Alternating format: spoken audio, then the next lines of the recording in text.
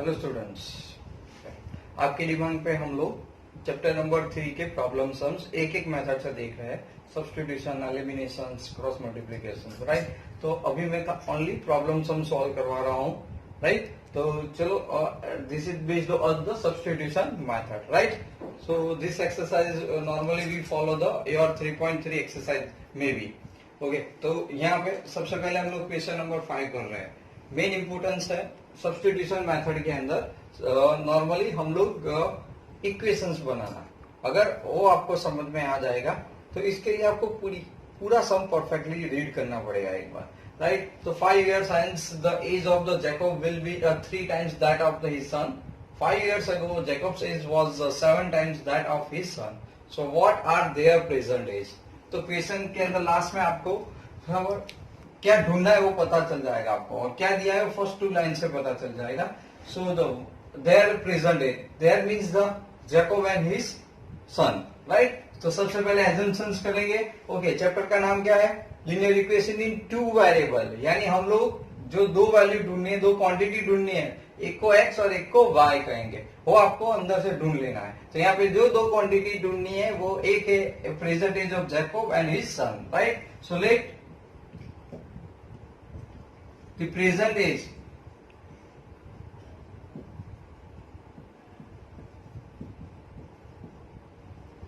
Jacob be x years, right, and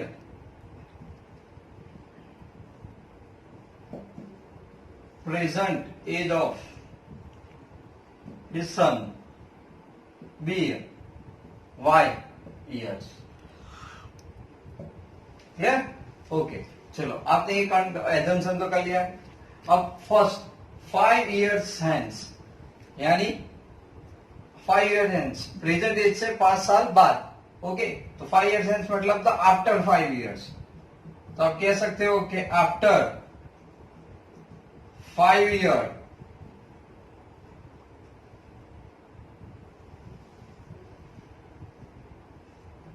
as of Jacob is equal to after, present में कितना था x, 5 साल के बाद तो x प्लस 5, राइट। आफ्टर होता है तो हम लोग ऐड करेंगे, बिफोर या एगो है तो सबट्रैक्ट करेंगे, राइट। तो x plus 5 years, okay, and age of his sons is equal to y plus 5 years. Understand? Okay, now ध्यान से पढ़ो, यहां पे दिया है कि will be 3 times that of his age, यानी जैकोब की 5 साल के बाद की एज अपने सन से 3 टाइम्स ज्यादा होगी। So equation become according to this condition x plus 5 is equal to 3 times, okay, y plus 5। So x plus 5 is equal to 3y plus 15। Clear? Okay, तो आपने इसको इस साइड पे लाओ, x माइनस 3y, 5 इन side is equal to 10। Equation number 1। तो आपको first equation मिल गया। अंडरस्टैंड? ओके, अब आप सेकंड इक्वेशन लाना है हमें। 5 years ago that means you subtract. So आप लिखोगे यहाँ पे, so therefore 5 years ago age of Jacob is equal to, okay, ago तो माइनस प्रेजेंट में कितना था x, 5 साल पहले तो x माइनस 5 years। ठीक वैसे age of his son is equal to y minus 5 years। Clear? अब यहां पे क्या लिखा है? तो आप देखो, that was Jacob's age was 7 times his sons, right. तो जैकोब की टाइम पे एज थी x minus 5, according to given condition 7 y minus 5। चलो स्प्लिट कर दो।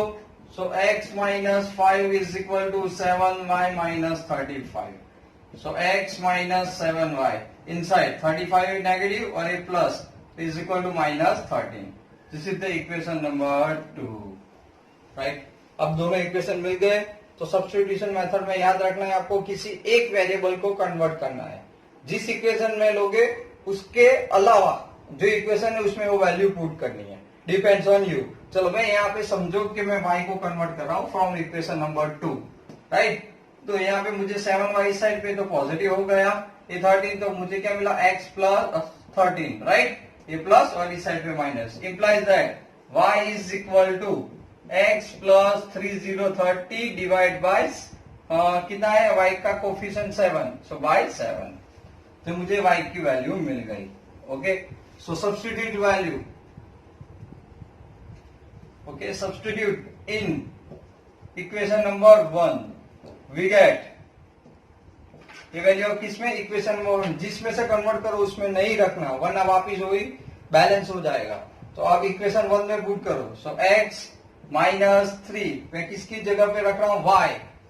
सो input of this x plus 30 by 7 is equal to क्या है मेरे पास 10। चलो एलसीएम लेना है, बहुत इंपॉर्टेंट चीज है, आप समझ लो।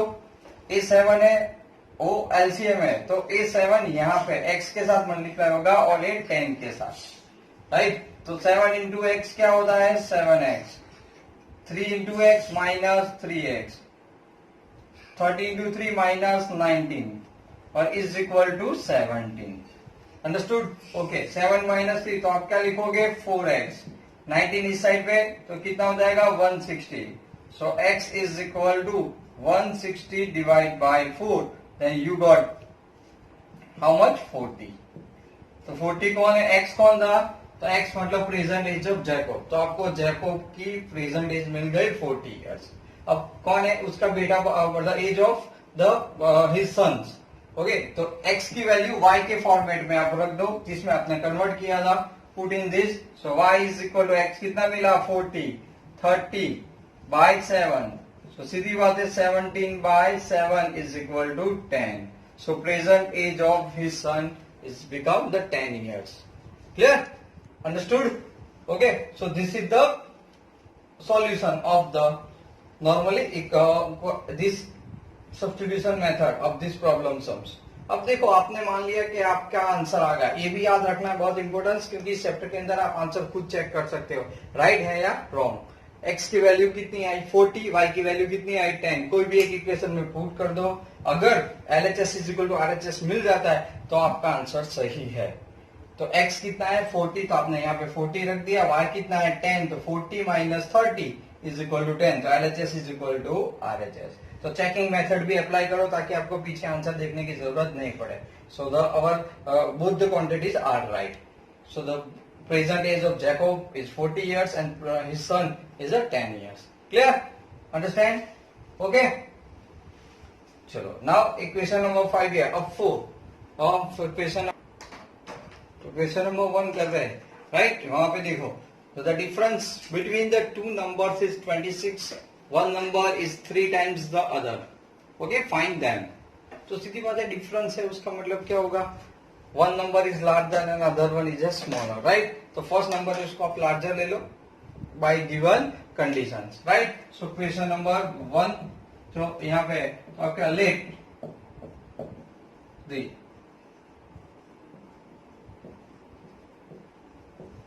larger number be a x, right? So similarly, smaller number be a y। Clear? Okay, तो फर्स्ट कंडीशन आपको हमें फर्स्ट लाइन से मिल गई, the difference between two numbers is 26, so larger minus smaller is equal to 26। Equation number 1। Clear? Simple. One number, one मतलब हम first larger number ले रहे हैं, so one number is 3 times the other. Okay, तो x is equal to क्या मिल गया आपको 3y, equation number 2, right. So x is equal to 3y direct put कर दो। ओके, बहुत आसान है, कोई भी कन्वर्ट कर सकते हो। सो सीधी बात है, put in equation number 1, so we get यहाँ पे 3y minus y is equal to कितना हो गया 26, right. So 2y, 3y minus y 2y is equal to 26, then y is equal to 13। So one number become 13। Clear? Now y मिल गया, तो आप यहाँ पे equation number 2, okay, so put in equation number 2, So we get the x. So x is equal to 3 into y. Y कितना है 13. So x is equal to 39. Understand? So we got the both the numbers. X is larger, so x larger than y. Clear? Okay. आपका condition क्या था? कि the difference between two numbers is 26. मतलब larger minus smaller. कितना आना चाहिए 26. So 39 minus 13 क्या होगा 26. Right? So your answer is correct. Understood? Right? समझ में आ गया? Okay? Okay. Now question number 2. So larger of the two supplementary angles exceed the smaller by 18 degree. Right? Then find them. Find them मतलब यहाँ पे supplementary angle बोला है. तो आप जानते हो what is the supplementary angles? The sum of two angles is 180 is called the supplementary angle. Right? Okay. तो सीधी बात है लार्जर है एक नंबर लार्जर तो एक क्या होगा स्मॉलर बता दिया है हमें. ओके तो चलो सबसे पहले लेट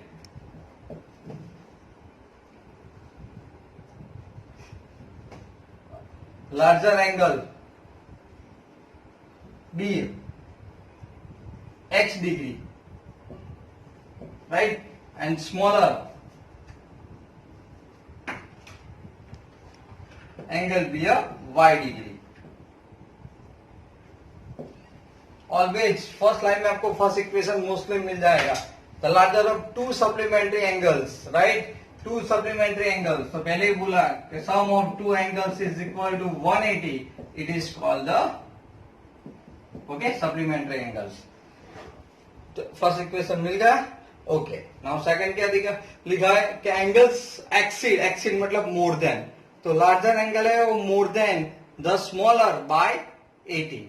तो कितना बड़ा है स्मॉलर से 18. Okay exceed that means more than add करना है. ओके सो सिंपल हमारा लार्जर नंबर x है स्मॉलर नंबर से कितना तो smaller number y plus 18. Got it. So it is the equation number 2. बहुत आसान है. x की जगह पे y प्लस 18 पुट कर दो. Okay so substitute in equation number 1. So we get बहुत आसान है x की जगह पे आपने लिखा y plus 18 plus y is equal to 180. Clear. Okay y plus y 2y 18 इस साइड पे so 180 minus 18 so 2y is equal to subtract कर दो 17 में तो 162. Then y is equal to 162 divide by 2. Then we get y is equal to 81. कितना मिल गया आपको y 81. Clear. Okay so put अब x में when the x is equal to y plus 18 y की वैल्यू मिल गई 81. So put 81 plus 18 and 99. So larger number angles तो larger angle is 99 degree and this one is 81. Clear.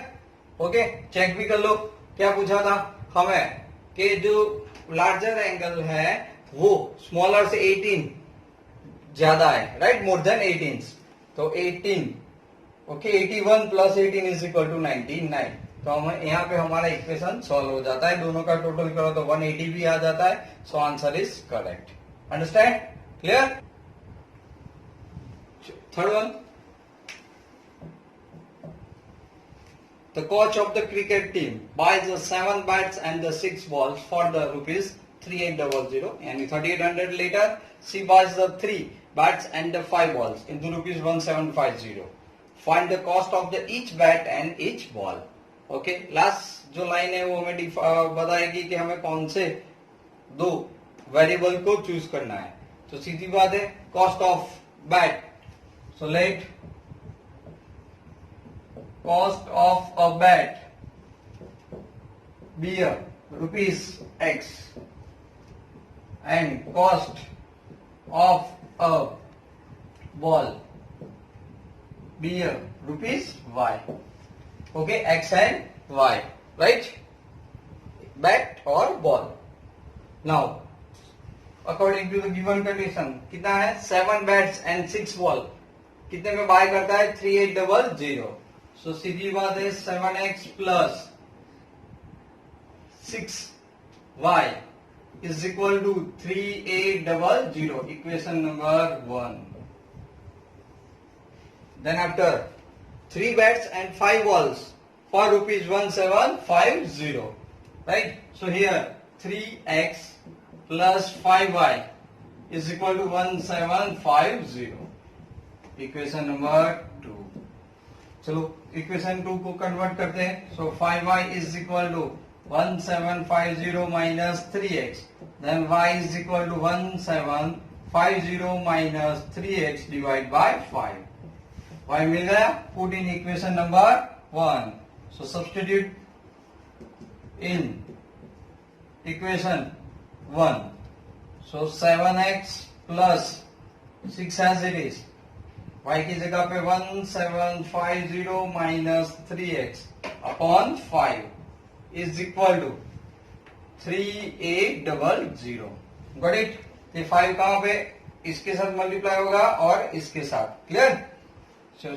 7 5 35 35x plus multiply 0 5 6 30 3 carry forward 42 45 4 तो 10 minus 18x is equal to इसके साथ तो 1 2 4 40 0 4 carry forward okay 15 and 19। Clear? So 35 minus here the 17x is equal to 19,000 minus 10,000 and 500. So the 17x is equal to 20 and 5 and 8500, right?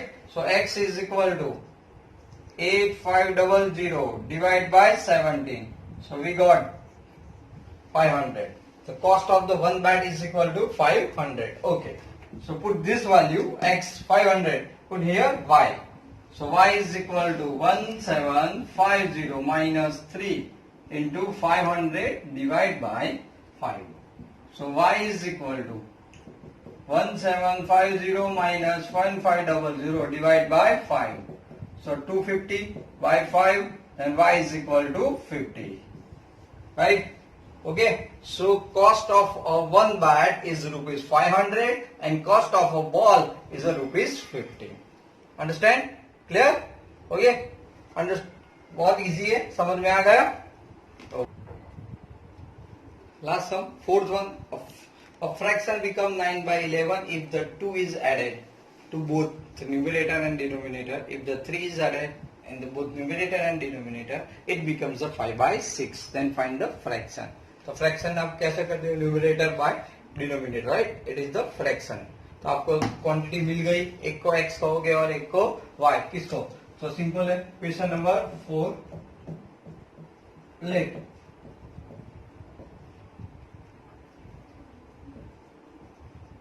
numerator of fraction be a x and denominator of fraction be a y. So the fraction required fraction आप लिख सकते हो कि required fraction क्या बन जाएगा? x by y, right? चलो अब फर्स्ट क्या दिया है हमें कि अगर न्यूमरेटर और डिनोमिनेटर में 2 ऐड किया जाए, add 2 in both numerator and denominator. So presently क्या है? ओके, तो ऐड 2 इन बोथ, तो x plus 2 upon y plus 2, right? It become 9 by 11। Understand? Okay, चलो स्प्लिट कर दो, क्रॉस मल्टीप्लाई कर दो। 11 x plus 2 into 9 y plus 2। So 11x plus 22 and 9y plus 18, right? Inside, so 11x minus 9y is equal to minus 4, right? It's called the equation number 1. Okay, चलो read करो sir आगे। Second में क्या लिखा है कि 3 is added in both. Okay, so x plus 3 upon y plus 3, the fraction become 5 by 6. Got it? Again, cross multiply 6 into x plus 3, 5 and y plus 3. Right? Split कर दो। 6x plus 18 is equal to 5y plus 15. Okay? Inside, so 6x minus 5y is equal to minus 3. 18 इस side पे जाएगा तो minus 3, या फिर हम लोग क्या करेंगे, इसको y फॉर्म में ही ला देते, काम आसान हो जाए। 15 इस साइड पे, तो 6x माइनस के प्लस क्या बचा 3, 18 minus 15 is equal to 5y। So y is equal to, आप लिख सकते हो क्या, 6x प्लस 3 अपॉन क्या है 5, तो आपको y मिल गया। क्लियर, बहुत आसान हो गया। y की वैल्यू इक्वेशन नंबर 1 में सब्स्टिट्यूट कर दो, right.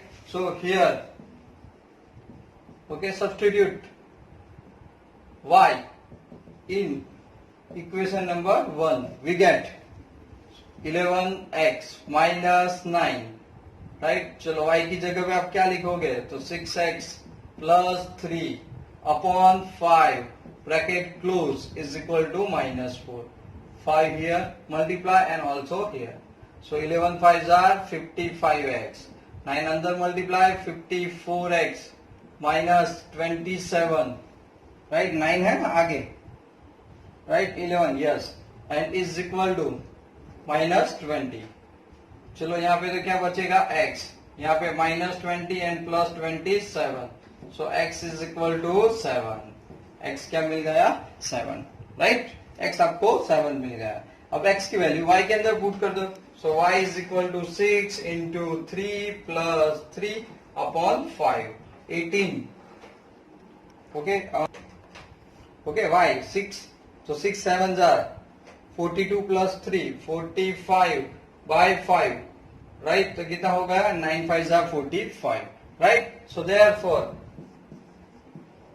required fraction is equal to x by y, so x is equal to 7 and y is equal to 9, so our answer is equal to 7 by 9, understand, okay. तो आज आपको problem सबके अंदर equation कैसे बनाते, फिर आप कोई भी मेथड से सॉल्व कर सकते हो, substitution, cross multiplication, okay, and elimination, got it, has पर रिक्वायरमेंट आप वो ये मेथड सॉल्व कर सकते हो। तो आपको ये वीडियो पसंद आया होगा, ओके, उसकी और ज्यादा प्रैक्टिस कर लो, ओके, क्लियर, और वीडियो को लाइक करना मत मिस करो, ओके, और चैनल को सब्सक्राइब करते रहो। बाय।